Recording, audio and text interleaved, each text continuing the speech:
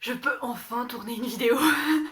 Je vous explique pas comment c'est compliqué en ce moment pour moi de trouver un moment tranquille pour tourner parce qu'il y a toujours quelqu'un chez moi et c'est vraiment pas simple. Voilà. Donc en ce moment, comme vous l'aurez remarqué, la régularité des vidéos, le rythme et surtout les horaires et les jours de sortie de vidéos sont pas mal bousculés. Voilà, je suis désolée pour ça, mais je peux pas faire autrement. Voilà, je tourne dès que je peux. C'est comme ça, voilà. Bref, aujourd'hui on est là pour un book haul. Je devais pas du tout faire cette vidéo là, mais finalement c'est pas grave. Ça tombe très bien aussi parce que oui, à l'heure où je tourne, on est seulement le 15 janvier, mais on va quand même faire un book haul parce que j'ai pas mal de trucs à vous présenter et surtout je ne vais plus acheter de livres jusqu'à la fin du mois, ça c'est sûr. C'est une chose qui ne changera pas. Déjà parce que j'en ai acheté quelques-uns déjà et il faut peut-être que j'en lise avant d'en racheter. Mais surtout parce que j'ai une grosse dépense que je vais bientôt faire qui va faire qu'il faut que j'arrête de faire des petites dépenses comme par-ci par-là. Voilà. Mais de toute façon, il n'y a pas que les livres de janvier que je vais vous présenter. Je vais aussi vous montrer ce que j'ai eu en décembre mais qui est arrivé après les vlogmas et que donc j'ai pas pu vous montrer.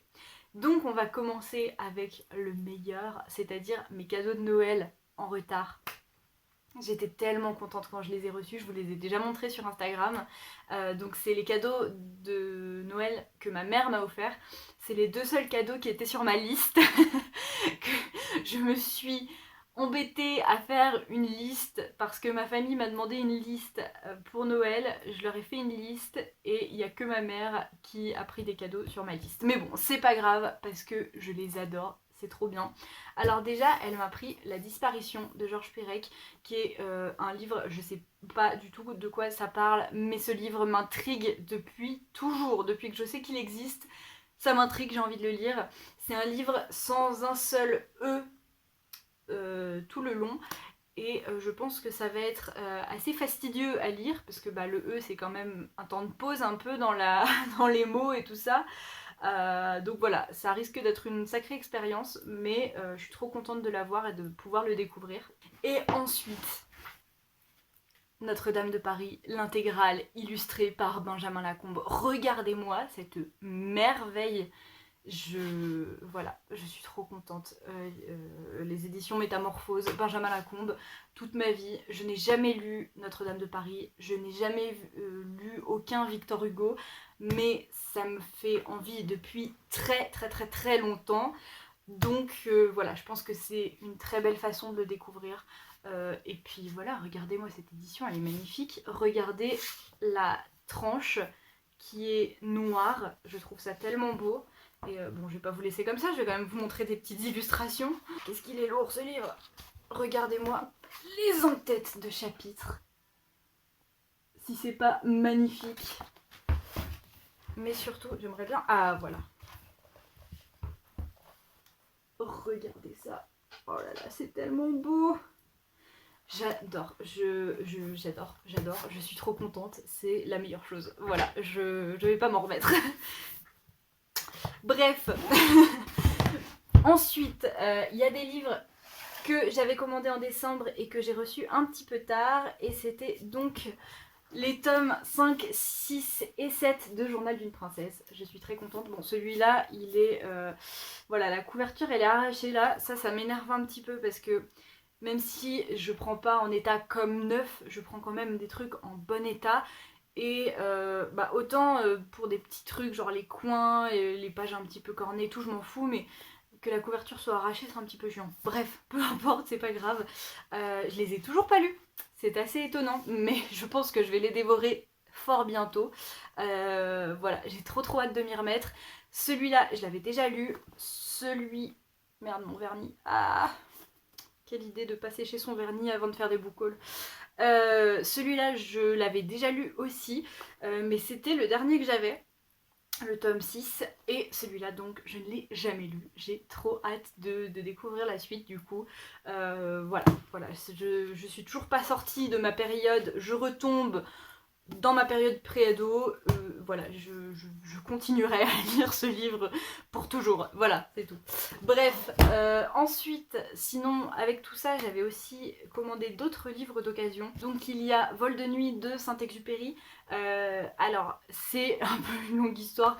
Vous le savez très certainement, Le Petit Prince est certainement mon livre préféré du monde entier, depuis toujours et pour toujours. Voilà, j'aime ce livre énormément, je le lis et le relis tout le temps. Mais j'avais pas spécialement envie de lire d'autres livres de Saint-Exupéry parce que j'avais un peu peur, genre d'avoir trop d'attentes et bien sûr de tomber sur des choses complètement différentes ou je sais pas, j'avais peur d'être déçue d'une manière ou d'une autre et j'hésitais beaucoup parce que d'un autre côté c'est quand même un auteur que j'avais envie de découvrir plus quoi, parce qu'il a pas fait que Le Petit Prince. Mais voilà, j'avais pas mal d'appréhension et celui-là me faisait de l'œil depuis pas mal longtemps. Et puis Quartier du Livre en a parlé il y a pas longtemps et elle est restée tellement mystérieuse à propos de ce livre, mais elle m'a trop donné... elle m'a trop donné... elle m'a trop donné envie de le lire. Et du coup, bah voilà, je l'ai acheté. Donc voilà, j'ai hâte de le lire parce que je sais pas trop à quoi m'attendre. Mais voilà. Bref, ensuite, un autre livre que je comptais pas spécialement acheter à la base, mais voilà. Donc, L'Attrape-Cœur de J.D. Salinger. C'est un classique de la littérature américaine. Hein. J'en avais entendu parler comme de temps en temps, parce que voilà, je le connaissais de nom, mais je savais pas trop ce que c'était vraiment. Et il y a Link the Sun qui en a parlé dans un de ses derniers coins lecture, dans son dernier coin lecture, et ça m'a donné trop envie. J'ai trop hâte de le découvrir encore une fois. Voilà, je sais pas du tout si je vais le lire bientôt ou pas parce que je dis ça à chaque book haul que je vais lire bientôt, mais en fait j'ai tellement de trucs que je vais lire bientôt qu'il y a des trucs qui traînent, qui traînent tout le temps. Bref, mais il me fait trop envie, il a l'air trop bien. Voilà, j'ai très hâte de le découvrir. Et voilà, c'est tout. Bref. Ensuite, j'ai acheté un manga qui n'est pas de Ayazawa et qui donc n'était pas prévu du tout. Je ne devais pas racheter trop de mangas, mais là j'ai craqué parce que depuis quelques temps j'ai recommencé à regarder des live Twitch et je suis tombée sur le stream de Surya, je crois que c'est comme ça qu'il s'appelle, qui est un auteur de manga français et il était en train de faire une petite illustration à l'aquarelle et je suis tombée amoureuse du style et il était trop cool et j'ai lu le synopsis de son manga et direct je l'ai commandé, voilà. Donc c'est Tali, fille de lune, donc de Surya, voilà c'est ça. Regardez, il est trop beau, voilà. Donc par contre c'est un manga français qui se lit dans le sens de lecture européen. Moi j'ai beaucoup de mal avec ça, en général ça me gêne pas mal. Mais bon, je me suis dit on va quand même essayer. Hein. C'est vrai que c'est bizarre hein, parce que je lis beaucoup de romans qui se lisent dans le sens de gauche à droite, voilà. Qui se lisent de gauche à droite. Mais pareil pour les BD et tout ça. Mais pour les mangas, j'ai vraiment besoin du sens de lecture japonais. De droite à gauche. Il faut que j'apprenne ma droite et ma gauche. Bref, c'est le seul truc qui fait que du coup, voilà, je savais pas que c'était dans le sens de lecture européen. Mais bon, c'est pas grave, je vais le lire quand même parce que le synopsis me fait trop envie. Ça parle, je sais plus exactement de quoi ça parle, mais quand je l'ai lu, ça me faisait trop envie. Donc voilà, je vais le relire sans lire le synopsis. Il y a 3 tomes qui sont déjà sortis.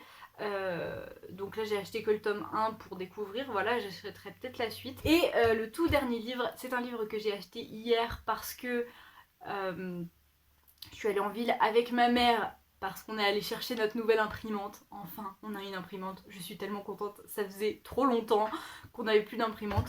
Et bien sûr je suis passée à la librairie. Parce que je suis comme ça, voilà. Je devais pas racheter d'autres livres, mais bon, j'ai craqué. J'ai acheté un livre que je risque pas de lire tout de suite en plus, mais bon, c'est pas bien grave. Donc, c'est 2 petites nouvelles de Lovecraft.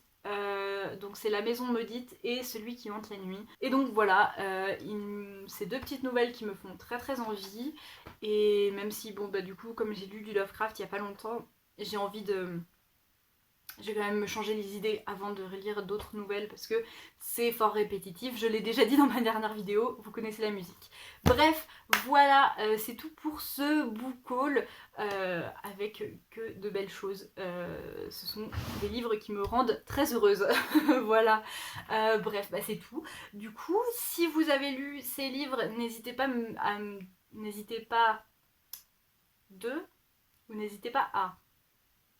Non, n'hésitez pas à me dire ce que vous en avez pensé, si vous les avez aimés ou pas du tout. Vraiment, dites-le moi, ça m'intéresse beaucoup. Et puis voilà, en attendant une prochaine vidéo qui y arrivera, Dieu sait quand, je vous souhaite de très belles lectures. Bye!